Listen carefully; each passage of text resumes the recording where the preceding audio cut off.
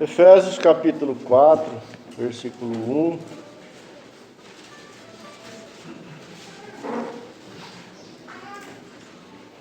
Só para lembrar os irmãos do que estamos tratando, né? Rogo-vos, pois eu, o prisioneiro do Senhor, que andeis de modo digno da vocação a que fostes chamados. É isso que estamos vendo nessa carta de Paulo aos Efésios, que o Senhor Deus tem uma caminhada, né? Segundo o que Ele mesmo tem desejado desde a eternidade para os seus filhos. E que a graça do Senhor nos coloque de forma abundante nela, né? Só queria encorajar os irmãos para que prestassem bastante atenção no que vamos compartilhar hoje, porque se você não conseguir, por ajuda do Senhor, compreender o que vamos compartilhar hoje, bastante do que falamos até aqui, né, não será discernido, né, e recebido por teu coração, certamente. Então, inicialmente, eu queria ler com os irmãos no capítulo 6, do versículo 10 até o 20.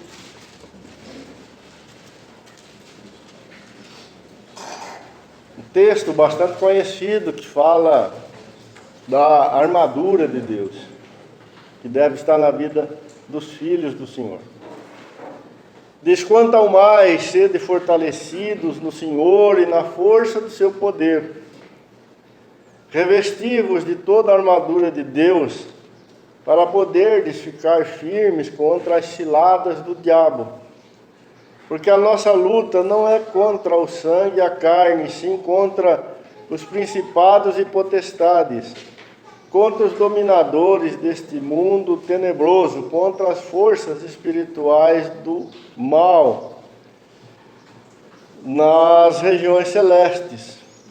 Portanto, tomai toda a armadura de Deus, para que possais resistir no dia mau, e depois de terdes vencido tudo, permanecer inabaláveis. Estais, pois, firmes, cingindo-vos com a verdade, e vestindo-vos da couraça da justiça. Calçai os pés com a preparação do evangelho da paz, embraçando sempre o escudo da fé, com o qual podereis apagar todos os dardos inflamados do maligno. Tomai também o capacete da salvação e a espada do Espírito, que é a palavra de Deus, com toda oração e súplica, orando em todo o tempo no Espírito, e para isso vigiando com toda perseverança e súplica por todos os santos, e também por mim, para que me seja dada no abrir da minha boca a palavra, para com intrepidez fazer conhecido o mistério do Evangelho, pelo qual sou embaixador em cadeias, para que em Cristo eu seja ousado para falar como me cumpre fazê-lo. Bom, apenas aparentemente, né, Paulo muda de assunto, né? Mas quando prestamos bastante atenção, sem perder de vista o contexto de toda a carta, nós concluímos que Paulo não muda de assunto, né? Ou seja, nos últimos capítulos e versículos, Paulo vinha tratando da questão da autoridade do Senhor. Vimos essa autoridade aplicada, né, na vida dos santos em vários contextos, em vários ambientes, né, onde eles vivem suas vidas, como na casa, na questão do relacionamento entre marido e mulher, com os filhos, senhores e servos, com a autoridade deste mundo, né, aí olhamos para outras escrituras. E Então Paulo ele não muda de assunto, né? Ele está, na verdade, nesse texto concluindo o que até então ele estava explicando, né? Então esse texto ele é precioso, né? Porque aqui nós temos o encerramento, né? E Paulo vai dar aqui os motivos, né? E os fundamentos desta obra maravilhosa, dessa vitória tremenda, né, do Filho de Deus na vida dos seus santos. Então, no versículo 10, Paulo, pelo Espírito de Deus, diz: quanto ao mais, sede fortalecidos no Senhor e na força do seu poder.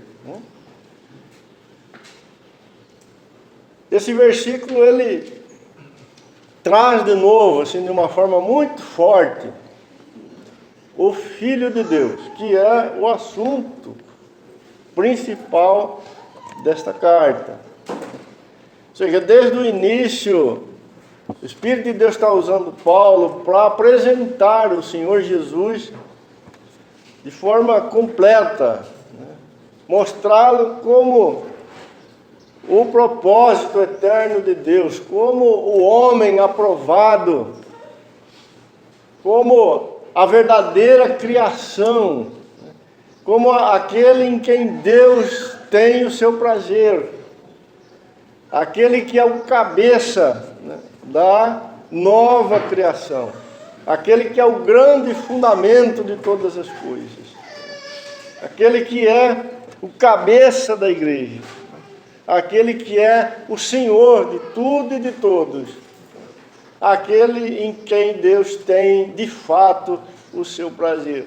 Então, neste versículo, Paulo coloca de uma forma muito maravilhosa, né, o Senhor Jesus diante dos irmãos, né, e diz para eles: fortalecei, ou sede fortalecidos no Senhor e na força do seu poder. Em outras palavras, Paulo estava dizendo para a igreja: todo o poder de vida e toda a autoridade que de fato governa todas as coisas, né, procede do Senhor. E vocês, como corpo dele, como igreja de Deus na terra, devem tomar do Senhor tudo que vocês precisam. Ou seja, tudo aquilo que desde a eternidade está no coração do Pai para acontecer na vida da igreja, está em Cristo Jesus, que é o cabeça dela. Então, fortalecei-vos no Senhor, né, e na força do seu poder. Quando olhamos para as Escrituras, irmãos, aliás, né, para a carta, com um pouco mais de cuidado, né, nós notamos que Paulo, desde o início, ele vem colocando isto, e eu queria ler com vocês no capítulo 3, volta aí, aqui, a partir do versículo 14.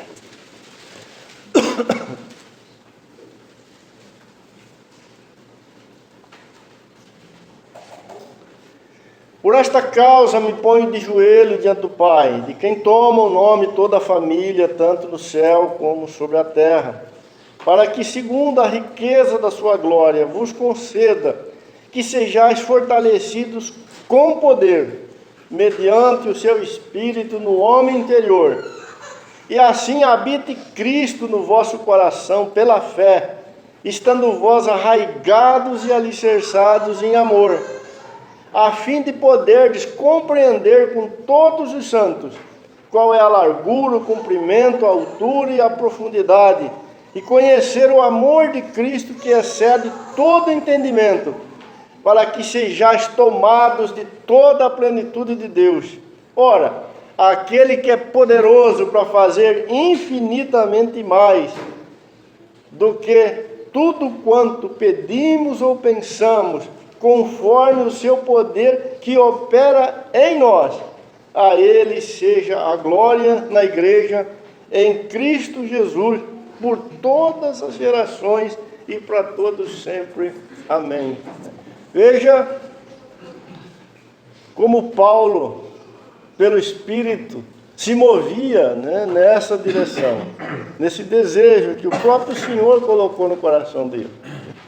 E ele via o que Deus queria fazer e o que Deus estava fazendo em Cristo Jesus, né, na vida do seu povo, para a sua glória, né?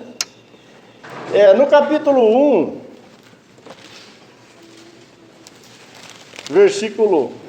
a partir do versículo 15,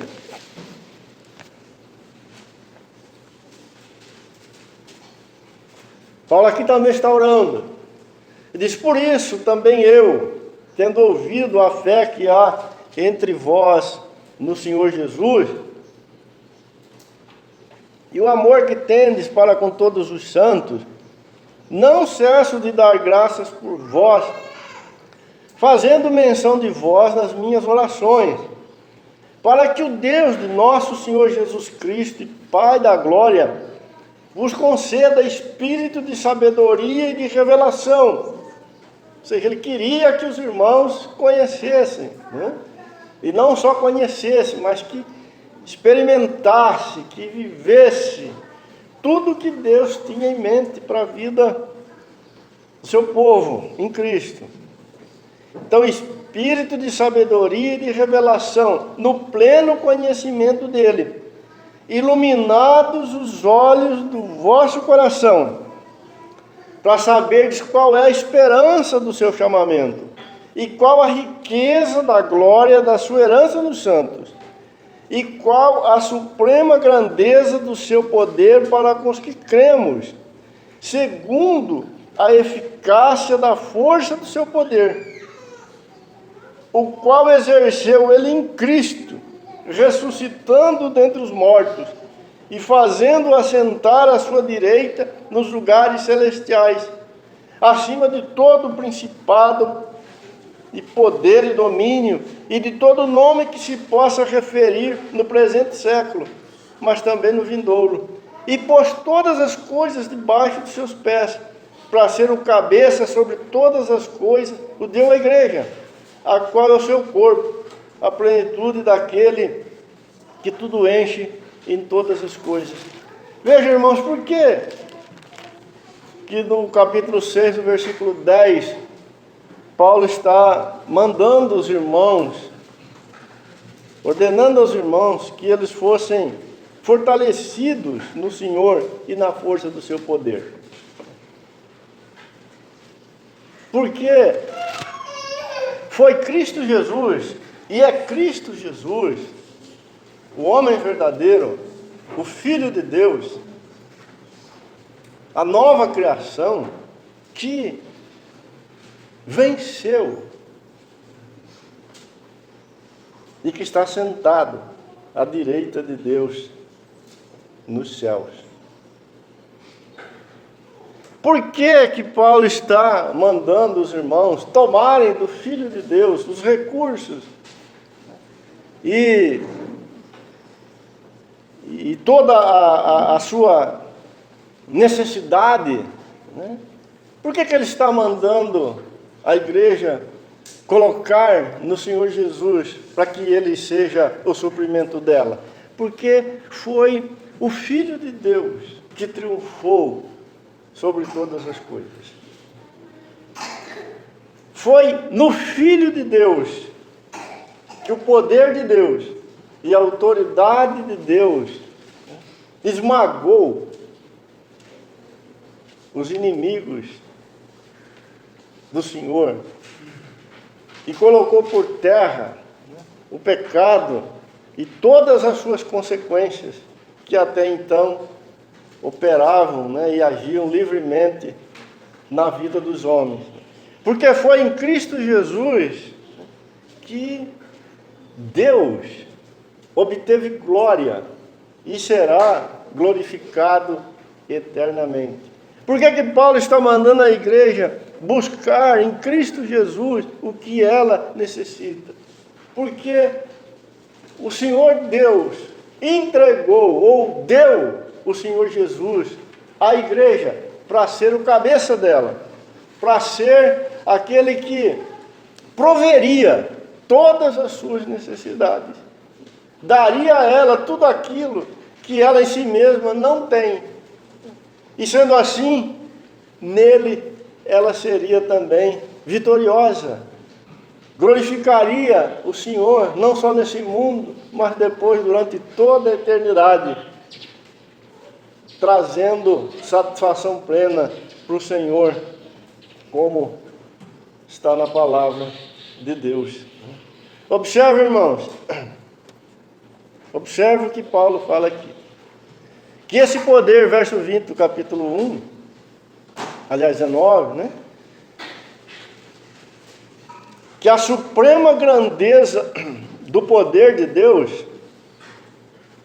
que opera hoje na igreja, é o mesmo poder, a mesma força que operou em Cristo Jesus. Quando isso se deu? Quando Cristo Jesus foi ressuscitado dentre os mortos. Ou seja, o Senhor Jesus, ele se colocou sob a morte, porque ele tomou sobre si os nossos pecados. Ou seja, toda aquela vantagem que o pecado obteve sobre o homem, ou seja, toda a vantagem, né, que o diabo tinha, tomou sobre o homem por causa do pecado. Toda a fraqueza, né, que reinou na vida do homem por causa do pecado, o Senhor Jesus tomou sobre si. E tomou sobre si na sua totalidade, porque ele morreu. A morte, a sua máxima extensão, nos substituiu de forma completa na nossa derrota. Mas quando ele estava lá, o poder e a autoridade de Deus operou. E ele foi ressuscitado dentre os mortos, porque ele mesmo não havia pecado. E não só isso, mas uma vez ressuscitado dentre os mortos, verso 20, ele foi assunto aos céus, e ele ocupou a direita de Deus dos lugares celestiais. E não só isso, mas estando ali, ele recebeu, ele conquistou, como homem, como Deus homem, autoridade e poder e domínio sobre todo nome que se possa referir, não só no presente século, mas também no vindouro. E mais, verso 22, e todas as coisas foram colocadas debaixo de seus pés.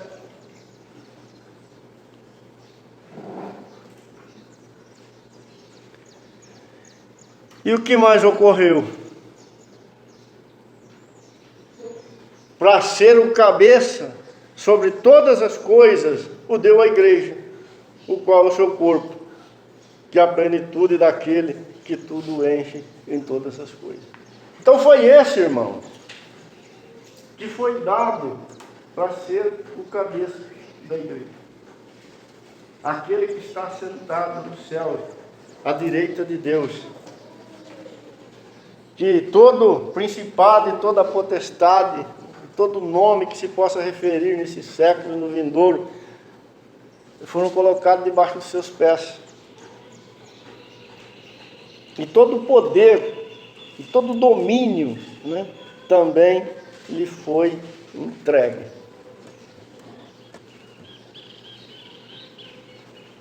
E Paulo está dizendo aos irmãos de Éfeso: fortalecei-vos no Senhor e também na força do seu poder.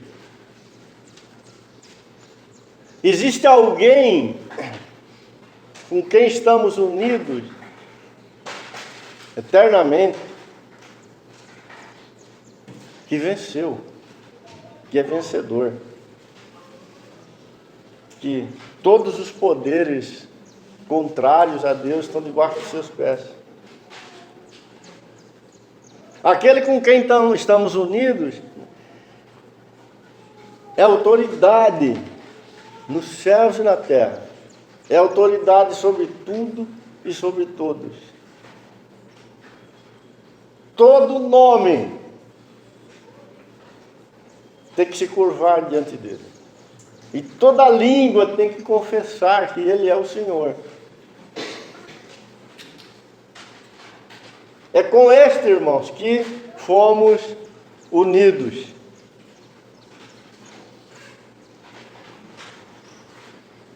Sendo assim, toda a força, todo o poder, toda a autoridade, todos os recursos que o diabo tinha, que esses principados, essas potestades tinham para manter o homem na morte e destruir a sua vida, ele foi quebrado.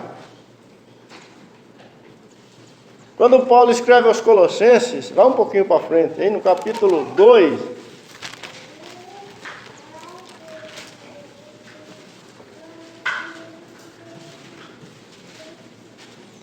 versículo 6, e diz: ora, como recebestes Cristo Jesus, o Senhor, assim andai nele, radicados e edificados e confirmados na fé, tal como fostes instruídos, crescendo em ações de graças.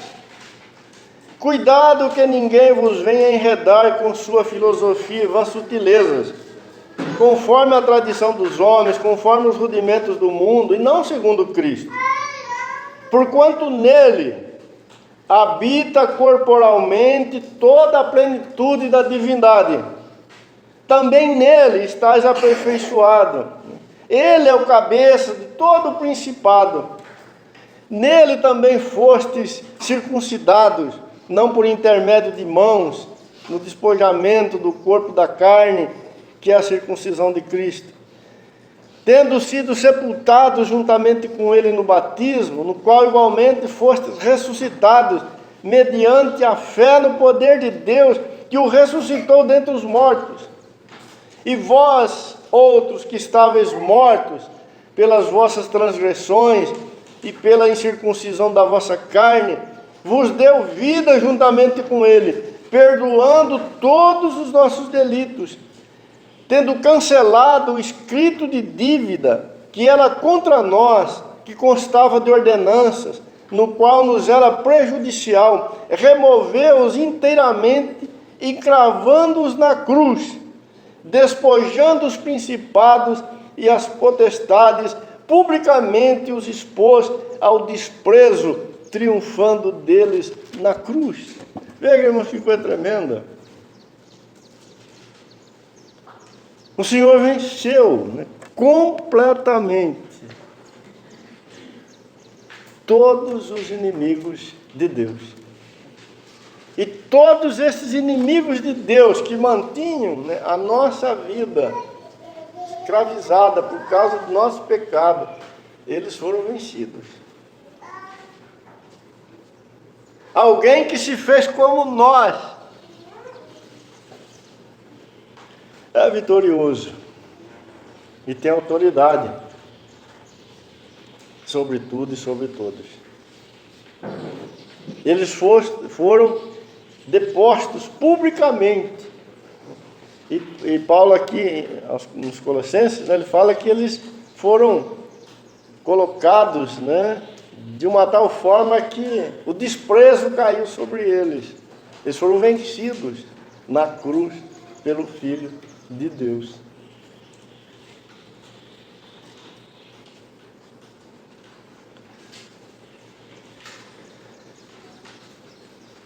O próprio Senhor, pouco antes do seu regresso, aos céus, lá no Evangelho de Mateus, capítulo 28, finalzinho do capítulo 28, a partir do verso 18, ele declarou: toda autoridade me foi dada nos céus e na terra. Toda autoridade. Toda autoridade foi dada a Cristo Jesus nos céus e na terra. Por isso ele pôde dizer, ide por todo o mundo e pregai o Evangelho. Pregar o Evangelho, irmãos, é anunciar ao mundo que toda autoridade pertence a Cristo Jesus. Que Ele é o Senhor de tudo e de todos. Que todos os inimigos de Deus foram subjugados. Que o tempo da escravidão, da fraqueza, da inimizade contra Deus acabou. Porque o Senhor venceu.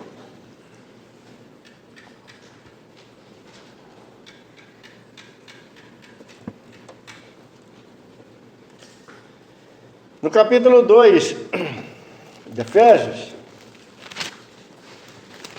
volta aí, versículo 1.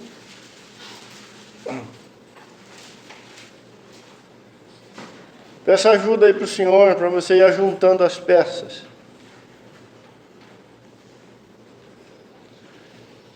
Efésios 2:1. Ele vos deu vida, estando vós mortos dos vossos delitos e pecados, nos quais andastes outrora, segundo o curso deste mundo, segundo o príncipe da potestade do ar, do espírito que agora atua nos filhos da desobediência. Ou seja, o diabo atuou e ainda atua naqueles que são filhos da desobediência, entre os quais também todos nós outrora andamos, segundo as inclinações da nossa carne, fazendo a vontade da carne e dos pensamentos, e éramos por natureza filhos da ira como também os demais. Mas Deus, sendo rico em misericórdia, como nós ouvimos no começo da reunião, por causa do grande amor com que nos amou, estando nós mortos em nossos delitos, nos deu vida juntamente com Cristo. Pela graça sois salvos. Veja que a nossa história ela foi completamente mudada quando o Senhor nos uniu a Cristo. E juntamente com Ele nos ressuscitou e nos fez assentar nos lugares celestiais em Cristo Jesus. Que maravilhoso.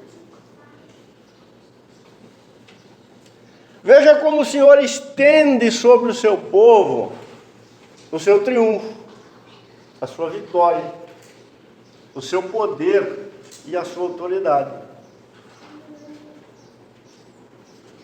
Estávamos mortos, escravizados. As trevas governavam a nossa vida. A ira de Deus estava sobre nós.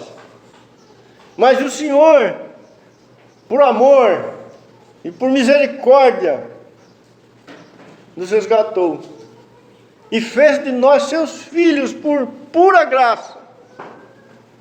Então Ele nos fez assentar com Cristo Jesus nos lugares celestiais. Por isso Paulo diz: fortalecei-vos no Senhor e na força do seu poder. Amado, você está no desfrute da vitória do Filho de Deus. Não foi você que venceu, mas o Senhor venceu por você. Ele estendeu sobre a sua vida a sua vitória, o seu triunfo. Então observe que a igreja, ela é aqui convocada, né, por Paulo, como instrumento do Espírito de Deus, não para tomar a sua armadura para chegar em algum lugar. Não. A igreja já chegou em Cristo Jesus no lugar que Deus destinou a ela. Ela já está assentada nos céus em Cristo Jesus. O Senhor já colocou ela numa posição de vitoriosa. Já repousa sobre os santos a conquista do Senhor. Então, por que Paulo está dizendo: sede fortalecidos no Senhor e na força do seu poder? Isto, amados, é para não haver recuo em nenhum de nós em relação à posição, o lugar que fomos colocados, que já estamos. A questão não é tomar a armadura de Deus para chegar em algum lugar. A questão é tomar a armadura de Deus para não sairmos do lugar que fomos colocados pelo Senhor. E onde nós fomos colocados pelo Senhor? Na vitória do Senhor Jesus, no triunfo do Filho de Deus. Fomos colocados em Cristo nos céus, na vitória sobre todos os nossos inimigos. Ele nos foi dado como nosso cabeça. E nada pode ser maior do que isto. Olha o que Paulo fala, voltando aí para o capítulo 6. Agora vamos olhar com um pouquinho de cuidado. O versículo 11 do capítulo 6. Ele diz: revestivos de toda a armadura, para poder ficar firmes contra as ciladas do diabo. Então, tomar desse poder e dessa autoridade, tomar para quê? Para ficar firme, para não se mover do lugar que você está, para não ocorrer nenhum tipo de recuo na sua vida. A igreja não pode balançar, vacilar, desviar o seu curso. Não pode, porque ela está naquele que é vitorioso. Então, revestivos de toda a armadura, para poder ficar firmes contra as ciladas, do diabo. Versículo 13: portanto, tomai toda a armadura de Deus, para que possais resistir no dia mau. Ou seja, no dia em que o dia mau, quando ele chegar, você, como igreja do Senhor, precisa resistir. Não pode ser tirado do seu lugar. Não, os ventos da vida estão aí, mas eles não são nenhum problema se a casa for mais forte do que eles. Os temporais estão por aí, mas se a construção for sólida, o temporal vem e vai, e a casa permanece de pé. Tomai toda a armadura de Deus, para que possais resistir no dia mau. E depois de teres vencido tudo, permanecer inabaláveis. Ou seja, ventou, e a casa não caiu. O dia mau veio, pelejou contra a nossa alma, e nós permanecemos de pé.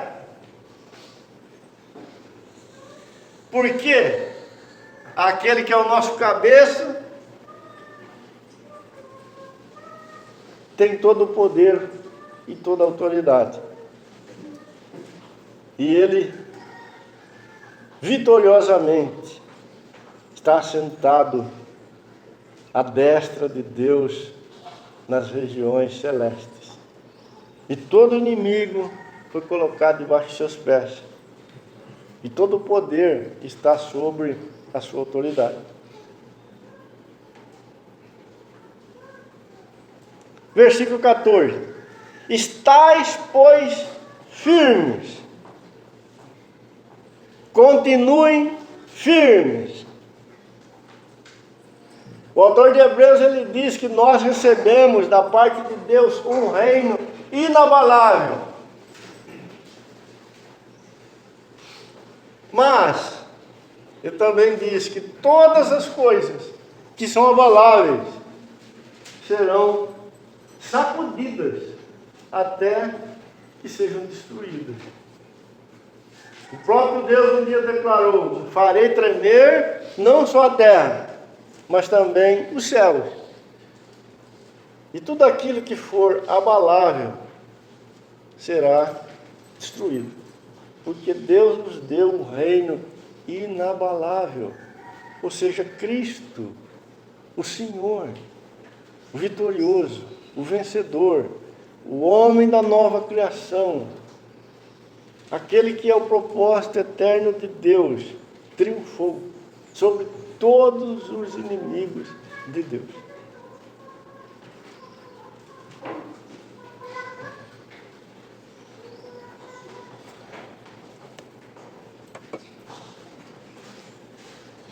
O que nós devemos viver, irmãos, como igreja do Senhor?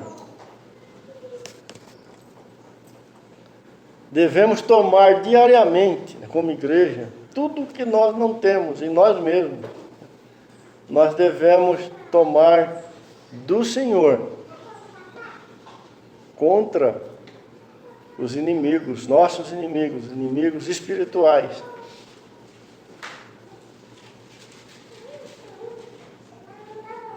Por isso, o Senhor disse aí, né?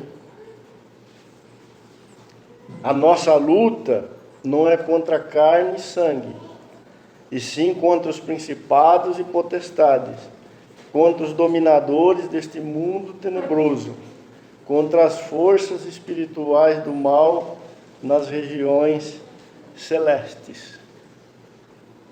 E nós mesmos, nós não temos recursos para lutar, para ficar firmes, para sermos inabaláveis diante desses adversários.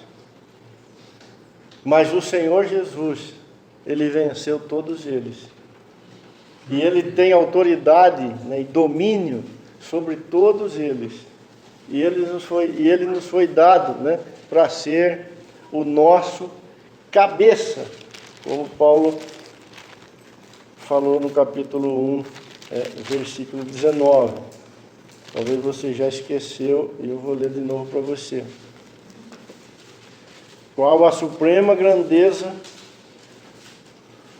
do seu poder para com os que cremos, segundo a eficácia da força do seu poder, o qual exerceu ele em Cristo, ressuscitando dentre os mortos e fazendo sentar à sua direita nos lugares celestiais, acima de todo principado, potestade, poder e domínio, e de todo nome que se possa referir, não só no presente século, mas também no vindouro. E pôs todas as coisas debaixo dos pés, e para ser o cabeça sobre todas as coisas, o deu à igreja. Não podemos lutar contra estes inimigos com nenhum recurso nosso. Mas nós estamos no Senhor. E Ele é soberano sobre todos estes adversários, né? Inimigo de Deus. Olhando, irmãos, para essa escritura, nós notamos que a igreja está numa posição de vencedor, por causa do seu cabeça. Deus te fez vencedor em Cristo. Deus te fez vencedor naquele que ressuscitou dentre os mortos. Deus te fez vencedor daquele que venceu todos os adversários da nossa alma. E desta posição, e deste lugar que o Evangelho te confere em Cristo, você não deve recuar nem um milímetro. Você não deve dar nem um passo para trás, para o lado. Você deve honrar e glorificar o Senhor aí.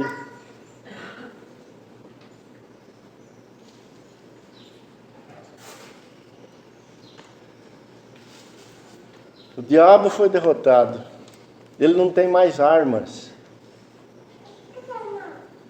que tenham respaldo legal, que tenham de fato poder e autoridade para destruir a sua vida, se você está em Cristo. Porque você, na verdade, está numa posição de vencedor, juntamente com o Filho de Deus. Mas, o Espírito de Deus usa Paulo aqui para fazer uma advertência muito séria. Ele diz que o diabo tem, digamos assim, ainda uma carta na manga.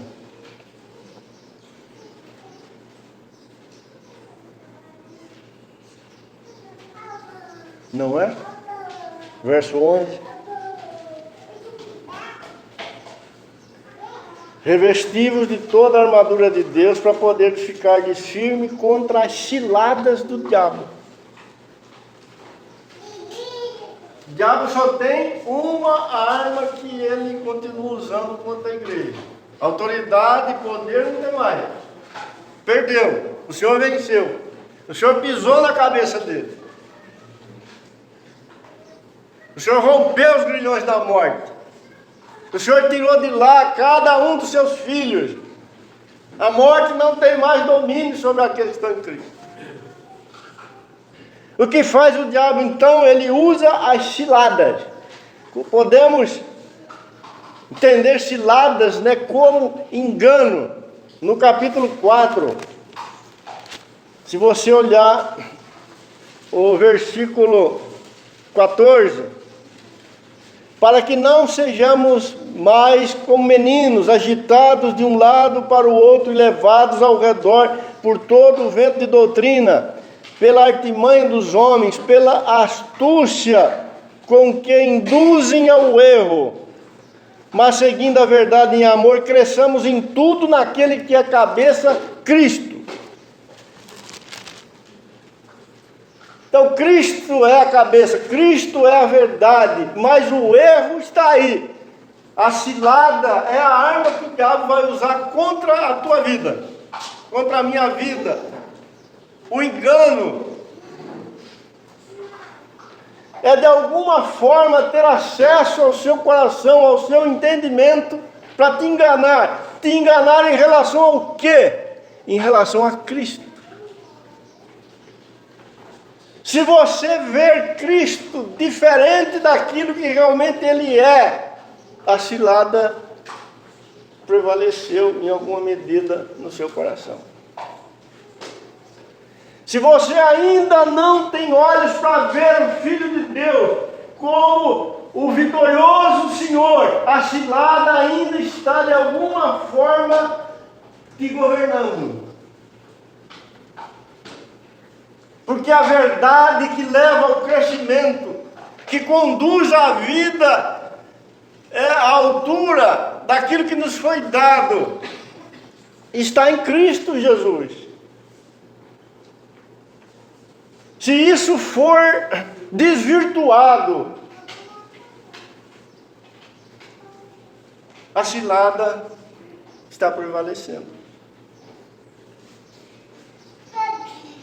Por isso Paulo começa a sua carta dizendo que o que está na mente de Deus, o que Deus antes da fundação do mundo está perseguindo, como todas as coisas estão sendo conduzidas para Cristo Jesus.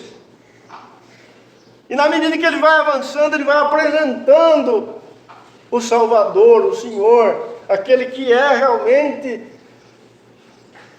o amado de Deus,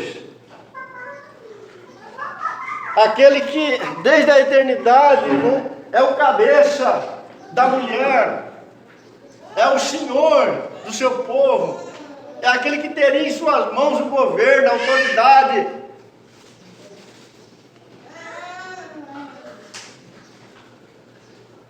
Precisamos ver o Filho de Deus. A cilada consiste em embaçar os nossos olhos e fazer a gente caminhar por outras coisas. Mas se o Senhor Jesus for visto, tudo que é carne será denunciado, o velho homem será revelado com todas as suas mazelas, e a ordem do Senhor para ele ser despido e lançado fora, então ganhará sentido. Veremos a verdade, descobriremos que um intruso, um falso, um contra Deus se apoderou de nós. Se conseguirmos ver o Senhor, veremos então o santo, aquele que realmente é segundo Deus, o homem perfeito, criado segundo Deus, em justiça, em retidão, em santidade. É desse que devemos ser vestidos. Veremos que a autoridade e o governo está nas suas mãos. Então, será diferente nos sujeitarmos a tudo aquilo que Ele mandou a gente se sujeitar. Não será difícil para a mulher se sujeitar ao seu marido, e não será difícil para o homem governar a sua casa, porque ele sabe que está encabeçado por aquele que é o Senhor. Os filhos verão a autoridade de seus pais, porque estão em Cristo, como algo completamente normal e natural. Não veremos mais um mundo sem autoridade, pelo contrário, veremos autoridade em tudo que procede do Senhor.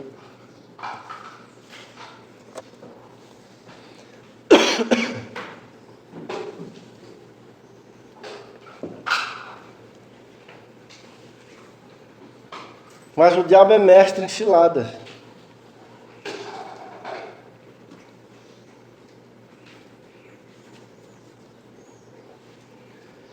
Por isso a palavra de Deus diz: revesti-vos de toda a armadura de Deus.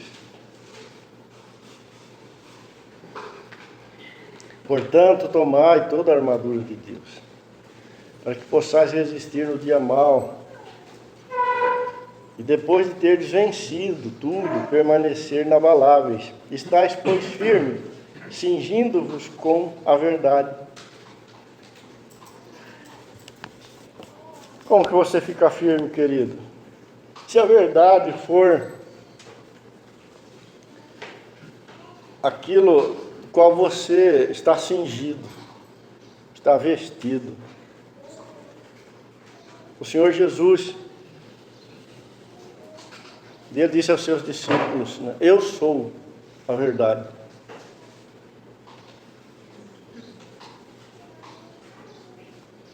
Se os teus olhos estiverem abertos e você ver o Filho de Deus, Ele é a verdade. A cilada, ela é mentirosa. Essencialmente, ela é a mentira.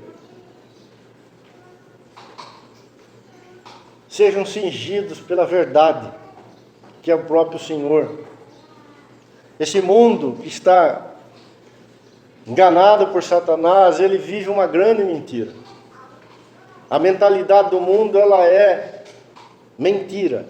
Todos os seus pensamentos, todos os seus valores, todos os seus desejos, tudo que você imaginar é mentiroso, é falso. A verdade está apenas no Filho de Deus. A cilada avança quando os nossos olhos são deslocados para o lado e nós tomamos alguma coisa emprestada da mentira, deste mundo, e não do Senhor.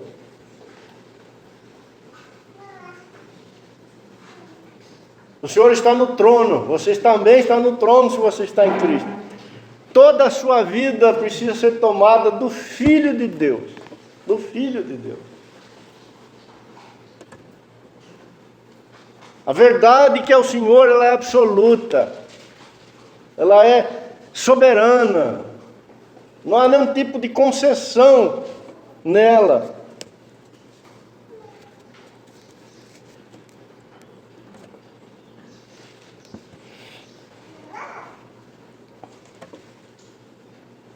Vestindo-vos da couraça da justiça. Da couraça da justiça. Em 1 Coríntios, Paulo diz que o Senhor, da parte de Deus, foi feito em nosso favor justiça. Justiça. Em Cristo, nós temos justiça. Aquela justiça que nós nunca fomos capazes de produzir. E nunca seremos capazes de produzir. Você nunca será justo por você mesmo. Não há nenhuma possibilidade de sermos justos diante de Deus. Para não sermos consumidos pela ira de Deus, o próprio Deus vestiu a cada um de nós com a justiça de Cristo. Não busque justiça fora do Senhor Jesus. A cilada vai sempre dizer para você que você pode de algum jeito contribuir com a justiça necessária para você estar diante do Senhor. Não pode. Cristo é 100% da tua justiça. Ele é o justo de Deus que nos foi dado. Ele encabeça a nossa vida. Não confiamos em uma vírgula que proceda de justiça nossa.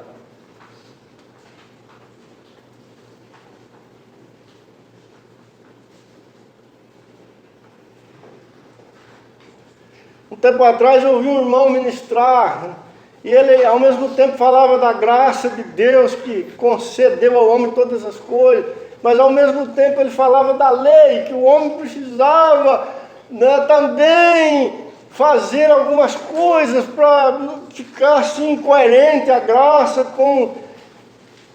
Este não é o Evangelho, irmão. O Evangelho é: o justo morreu pelos injustos,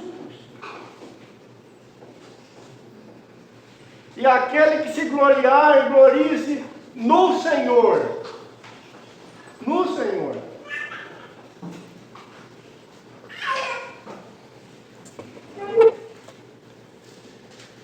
Ele ainda diz: calçai os pés com a preparação do Evangelho. Isaías 52, verso 7, eu quero ler esse texto com você, de onde Paulo tirou essa palavra. Diz assim: que formosos são sobre os montes os pés do que anuncia as boas obras, que faz ouvir a paz, que anuncia coisas boas, que faz ouvir a salvação, que diz a Sião: o teu Deus reina. Calçai os pés com a pregação do Evangelho da paz. O teu Deus reina. Ele está no trono. Aquele que comprou a sua alma está à destra do Todo-Poderoso nas alturas. Ninguém pode mudar isso. O que mais disse Isaías? Que o Evangelho da paz é fazer ouvir a salvação. O teu Salvador é absoluto. Ele te salvou. Ele quis te salvar. Ele operou a salvação na sua vida. Ela é uma obra de Deus. A cilada vai dizer que não é assim, que as coisas ainda não estão completas, ainda não estão do jeito que Deus exige.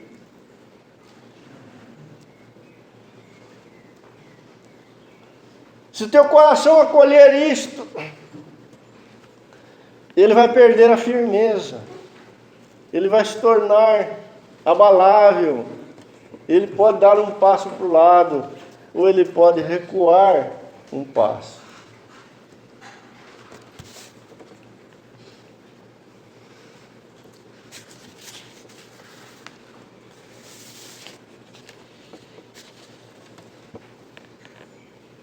Embraçando sempre o escudo da fé. Não é isso? Romanos 16, 26.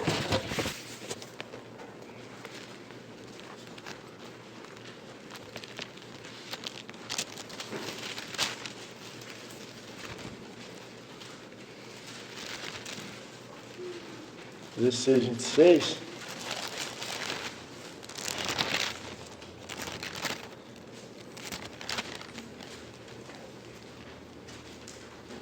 Ora, aquele que é poderoso para vos confirmar, segundo o meu evangelho e a pregação de Jesus Cristo, conforme a revelação do mistério, guardado em silêncio nos tempos eternos, e que agora se tornou manifesto, e foi dado a conhecer por meio das escrituras proféticas, segundo o mandamento do eterno Deus, para a obediência por fé, entre todas as nações, embraçando o escudo da fé, com o qual podeis apagar todos os dados inflamados do maligno. O Senhor derramou no nosso coração a fé necessária para considerarmos verdade tudo aquilo que Deus tem falado a cada um de nós. Paulo, escrevendo aos Romanos, ele diz que nós somos conduzidos de fé em fé.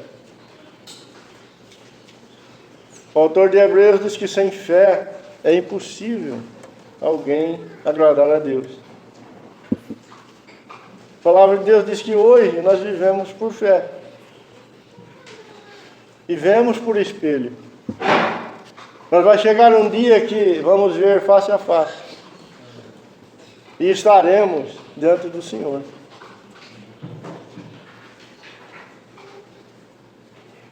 A cilada, irmãos, ela vai bater a porta do nosso coração para tentar, de alguma maneira, conquistar algum terreno onde as dúvidas em relação ao que a palavra de Deus diz a nós acerca de Cristo floresça. Avance.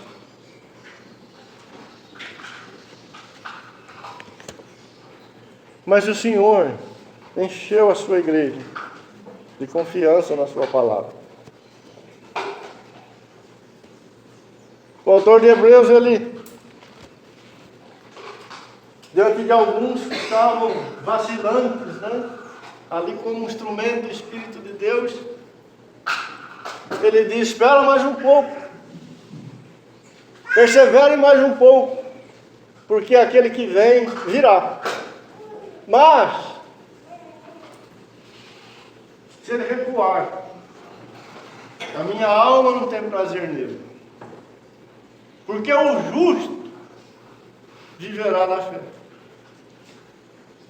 E aí ele conclui, o autor, dizendo: nós não somos daqueles que recuam para a perdição, mas somos daqueles que permanecem para a salvação da alma.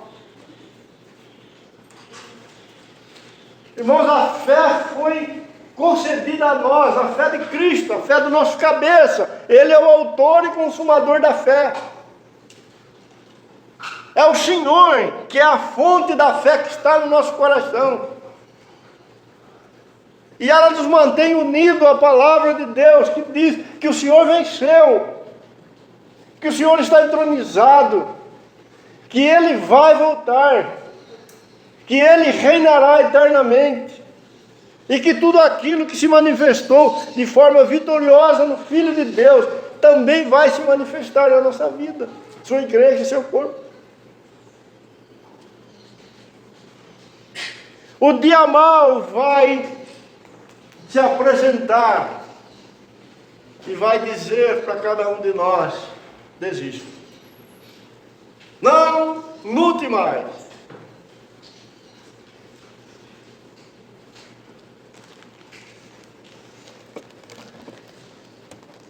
Mas os nossos olhos devem permanecer naquele que é vencedor, o Senhor Jesus.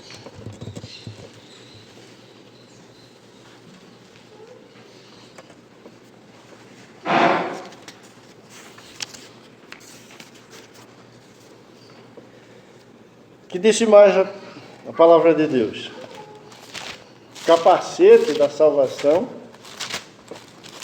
deve estar em vocês. Não da moto não, viu? Da salvação. O crente conhece melhor o capacete da moto do que o capacete da salvação. Verso 17. Tomai o capacete da salvação. Paulo em Romanos 12, verso 2, ele diz que depois de rogar, que apresentemos nossos corpos em sacrifício vivo, santo e agradável a Deus, que é o nosso culto racional, ele diz que devemos ser transformados pela renovação da nossa mente, para que possamos experimentar a boa, perfeita e agradável vontade de Deus, não assumindo ou não tendo em nenhum momento a forma do mundo.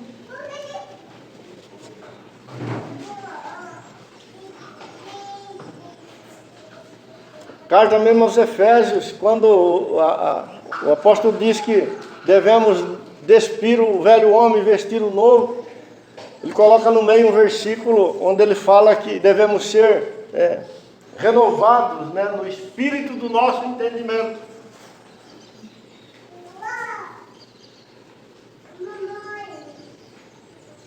Ou seja, toda a nossa mente, todos os nossos pensamentos, a nossa imaginação, todos os nossos recursos, de inteligência e raciocínio, devem ser derramados sobre Cristo Jesus. Ele nos salvou.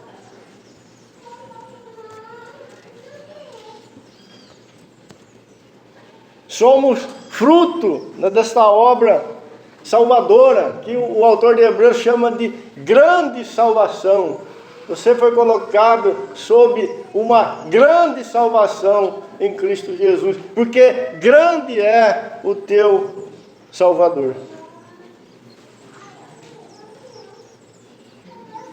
E segue Paulo: tomai também a espada do Espírito, que é a palavra de Deus. Muitas vezes nós ouvimos os irmãos dizendo: eu peguei a minha espada, eu vou lutar contra o diabo com a minha espada. Não está escrito aí na Bíblia que é a tua espada. Ela é a espada do Espírito. Você não tem espada nenhuma. É uma espada que o Espírito de Deus manuseia. Se você manusear a tua espada, você vai morrer na batalha. Mas interessante que Paulo diz: tomai a espada do Espírito. Parece uma contradição, né? Se ela é do Espírito, como que eu tomo ela? É necessário a gente entender que a palavra de Deus, ela é a palavra de Deus. Quando vamos para as Escrituras, estamos tratando ou lidando com a palavra de Deus. Nunca podemos nos assenhorar da palavra. A palavra não é nossa, ela é de Deus. A palavra é sempre do Espírito. Mas O apóstolo está dizendo que a igreja deve ir ao encontro desta espada do Espírito. E lógico, permitir que o Espírito Santo aplique esta palavra nela.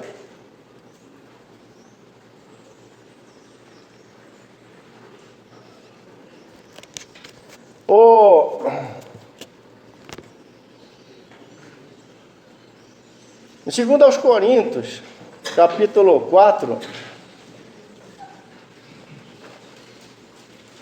versículo 13.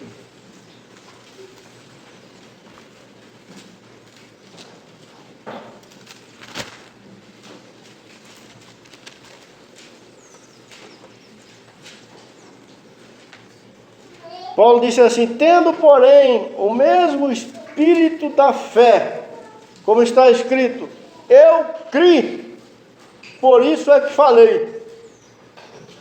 Também nós cremos, por isso também falamos. Olha que coisa impressionante. Junto com esse versículo, eu quero ler 1 Timóteo. 1 Timóteo.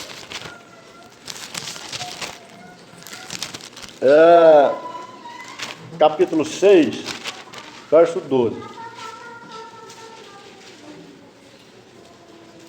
Combate o bom combate da fé. Toma posse da vida eterna, para a qual foste chamado, e de que fizeste boa confissão perante muitas testemunhas.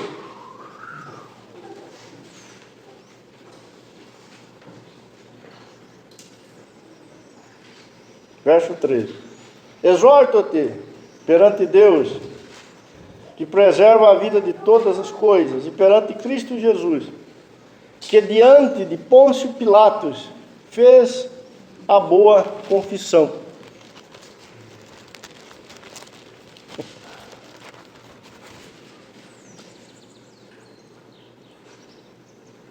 Eu criei, por isso falei.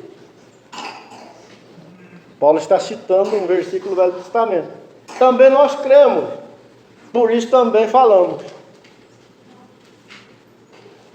Sabendo que ele ressuscitou Cristo ressuscitou o Senhor Jesus,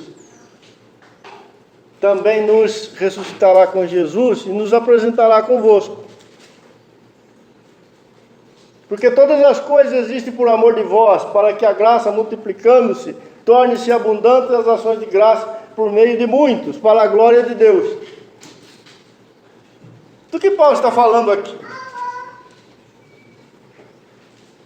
Lá em Efésios 6, ele está dizendo para a gente tomar a palavra do Espírito.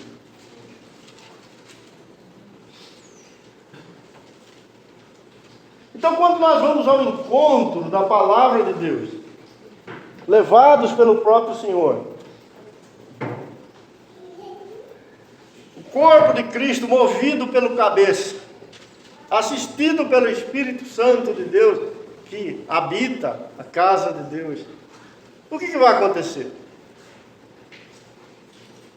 O Espírito de Deus vai mostrar o Senhor Jesus para a sua igreja. Porque a sua igreja está lidando com ciladas.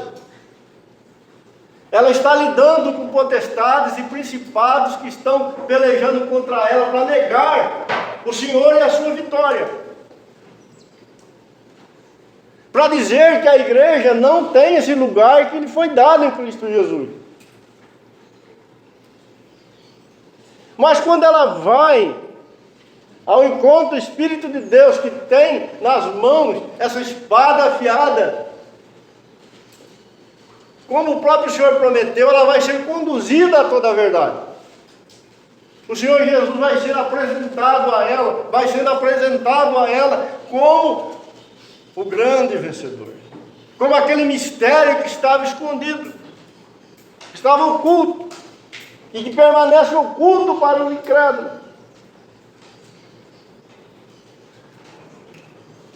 E na medida em que o coração do crente vai vendo o Senhor nas Escrituras, por obra do Espírito Santo, ele vai crendo e ele vai confessando isso. Eu criei. Por isso eu falei. Algum de nossos irmãos lá no passado já fez essa declaração. Paulo está tomando ela pelo Espírito de Deus e trazendo para a igreja. Eu criei, por isso eu falei. Crendo o quê? Que o Senhor está entronizado, que nós também estamos entronizados com Ele. Se cremos, então nós falamos.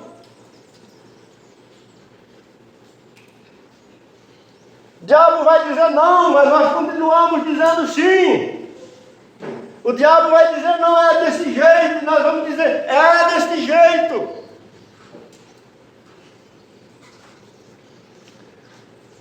E o texto de Timóteo, Paulo cita o próprio Senhor. Ele diz que os irmãos deveriam fazer o que o Senhor fez.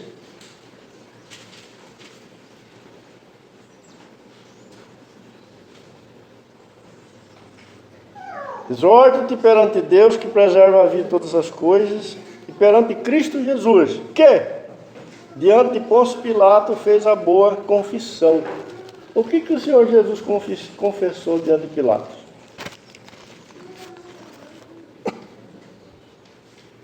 O que ele confessou? O que Pilatos perguntou para ele? Logo tu dizes que és rei. Pode ler? Eu para isso nasci, para isso vim ao mundo, a fim de dar testemunho da verdade. Você é rei? Para isso eu nasci e para isso eu vim a este mundo, para dar testemunho da verdade. Não creram nisso.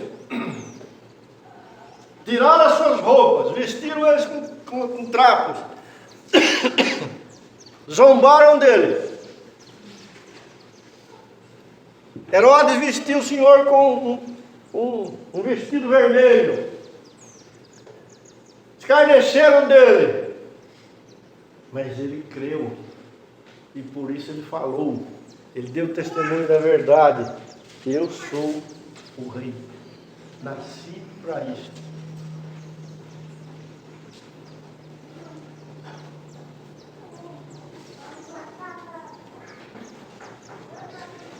Quer viver de modo digno do Senhor? Permita o Espírito de Deus abrir a palavra de Deus para o teu coração e revelar Cristo para você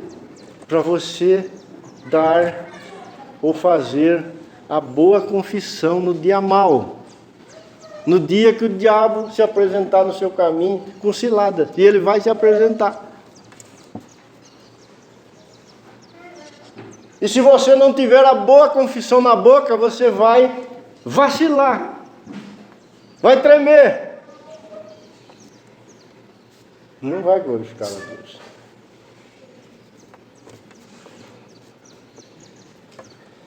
Rapidamente, quando o Senhor foi tentado, depois de 40 dias no deserto, o que aconteceu naquela batalha, irmão?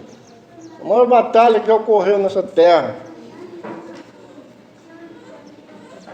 O diabo chega para o Senhor Jesus e pergunta para ele, se você é o Filho de Deus, manda essa pedra aqui se transformar em pão e come, porque ele estava com fome.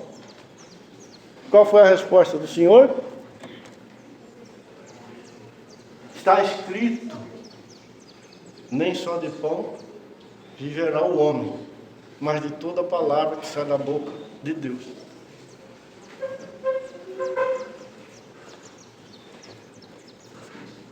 O diabo levou o Senhor Jesus, colocou ele lá no alto do templo e diz, também está escrito, se você se jogar lá embaixo, ele vai mandar os anjos te segurar, para você não se arrebentar nas pedras. Qual foi a resposta do Senhor? Está escrito, não tentarás o Senhor teu Deus. O diabo mostra para o Senhor Jesus todos os reinos e a glória deles e diz para o Senhor Jesus, se você se ajoelhar aqui um pouquinho e me adorar, eu dou tudo isso daí para você. Qual foi a resposta do Senhor? Está escrito. Fica para trás, Satanás, porque está escrito, só ao Senhor teu Deus adorarás e só a Ele darás culto. Eu criei, por isso falei. Nós cremos, irmãos, por isso falamos. O único testemunho é fruto da fé. Procede de um coração que está vestido com essa armadura de Deus. Não é um mantra, não é colocar sal grosso dentro de casa, não é ler uma receita de manhã e dizer agora eu estou protegido. Não! Você precisa de fato crer no Senhor teu Deus, na sua palavra, que o Espírito de Deus, e só o Espírito de Deus, pode abrir para o teu coração. Por isso ele luta tanto para você não ir às Escrituras, fugir das reuniões onde a palavra de Deus é ministrada. Está demorando muito, esse irmão não para de falar. Nós temos que falar dia e noite a verdade do Senhor Jesus. Alguns de nós não estão aqui hoje, por quê? Aonde estamos? Não existe nada mais importante do que isto, amado. Precisamos desesperadamente da palavra de Deus. E anjos não vão ministrar para nós, Deus vai usar homens.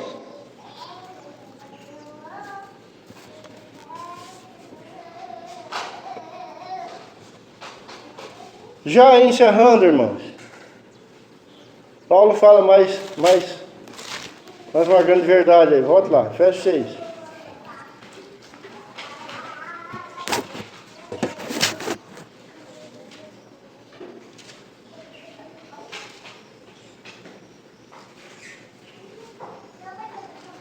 Verso 18. Com toda oração e súplica, orando em todo tempo no Espírito, e para isso vigiando com toda perseverança e súplica por todos os santos.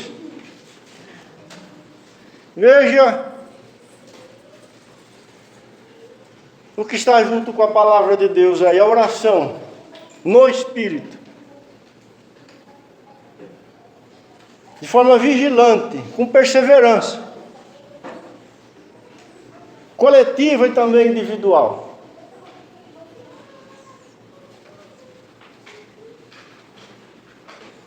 Essa ida ao encontro da palavra de Deus, ela precisa ser associada com a oração, ou com uma vida de comunhão com o Senhor.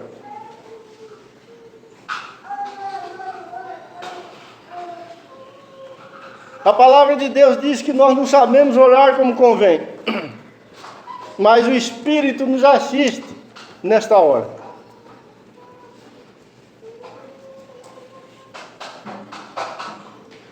Irmãos, se queremos viver a vida poderosa que o Senhor nos concedeu em Cristo, nós precisamos conhecer de fato uma vida de oração no Espírito de Deus, tanto individual como coletiva. Grandes dificuldades nós temos aqui, amados. Nós temos uma reunião de oração toda sexta-feira. Muitos de nós não comparecem, não tem nenhum interesse, não faz questão de estar lá.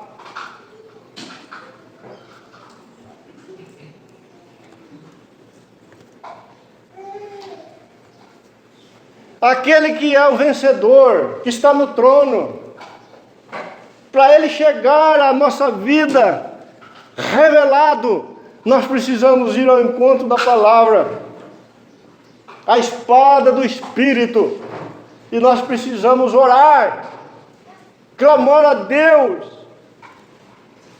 suplicar, perseverar, insistir com o Senhor,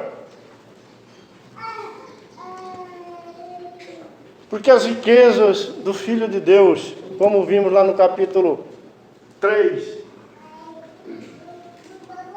sendo o Senhor poderoso para fazer em nossa vida muito mais do que pedimos ou pensamos, elas não estão jogadas sobre a terra. Não são pérolas que se dá para os porcos, são riquezas que precisam ser desejadas ardentemente por aqueles que o Senhor salvou.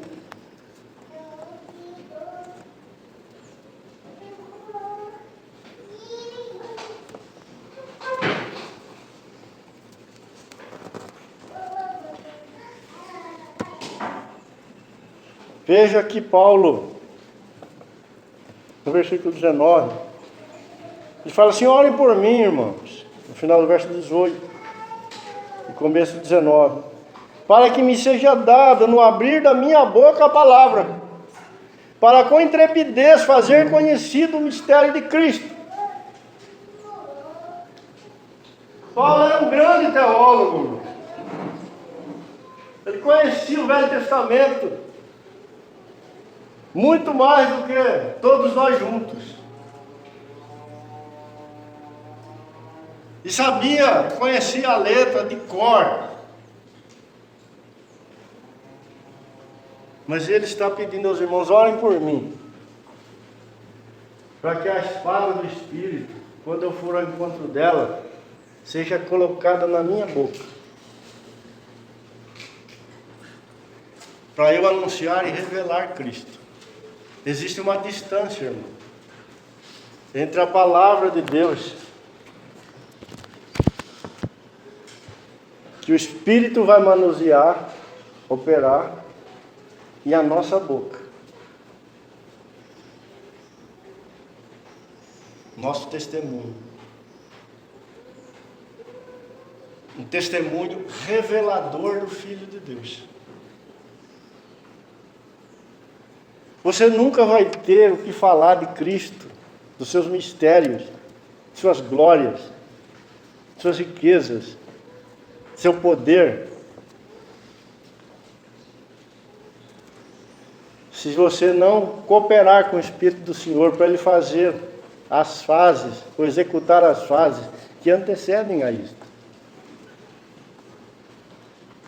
Se você não buscar a palavra de Deus, e não orar ao Senhor, não desejar ardentemente, se não permitir que o Espírito de Deus aplique a palavra dele nas suas entranhas, e depois de dentro dela, tire a palavra do testemunho e coloque na sua boca para você anunciar ao mundo.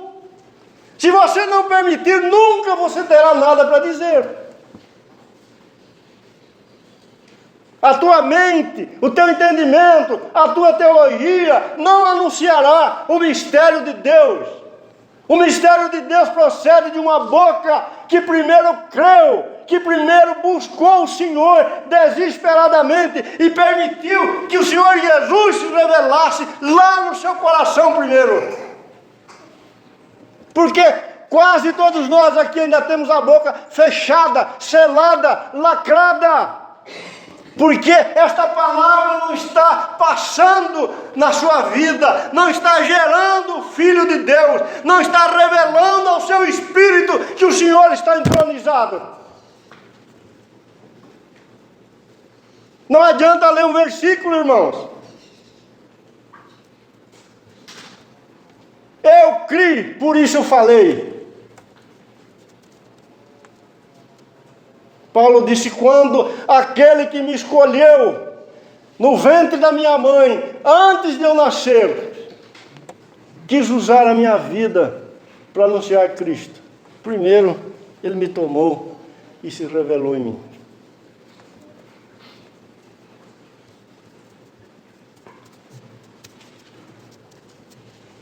O Senhor disse na nova lei: eu não vou escrever, na nova aliança, eu não vou escrever a minha lei numa pedra, eu vou escrever ela no vosso coração.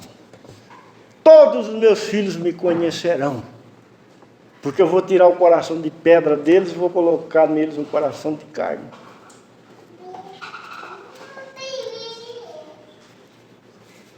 Se queremos, irmãos, viver diante do Senhor uma vida digna, este é o caminho. As orações e súplicas continuadas com vigilância, com realidade de comunhão com o Senhor, tanto para si, né, no particular, como também em favor de todos os santos. Ela é imprescindível para que a palavra de Deus chegue na nossa boca como revelação do mistério de Cristo. E então o testemunho será ousado. Verso 20. Pelo qual sou embaixador em cadeias, para que em Cristo eu seja ousado para falar. Como e como fazê-lo?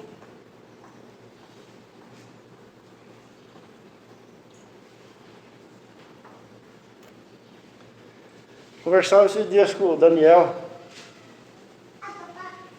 sobre os grandes avivamentos que ocorreram no mundo, que a história registra. Todos eles ocorreram como fruto do retorno às Escrituras e da oração. Às vezes podemos imaginar que ocorreu um avivamento lá nas costas, né, porque os irmãos oraram muita oração, uma montanha de oração diante do Senhor. E o Senhor ficou impressionado com aquela quantidade de oração, então Ele salvou muita gente ali nas costas. Mas quando compreendemos uma escritura como esta, nós percebemos que não é assim.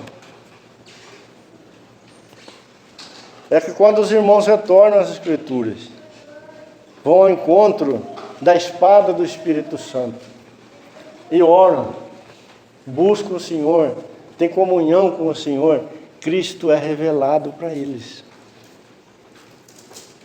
Consequência, eles dão um testemunho ousado do Filho de Deus. E o Senhor vai chamar aqueles que Ele desejava chamar.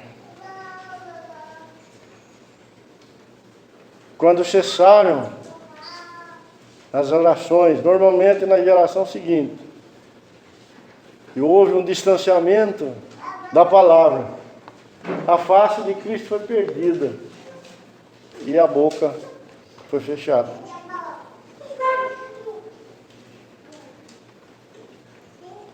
A mulher samaritana, quando descobriu que aquele era o Messias, ela foi desesperadamente na cidade contar que ela tinha encontrado o Filho de Deus. Só isso.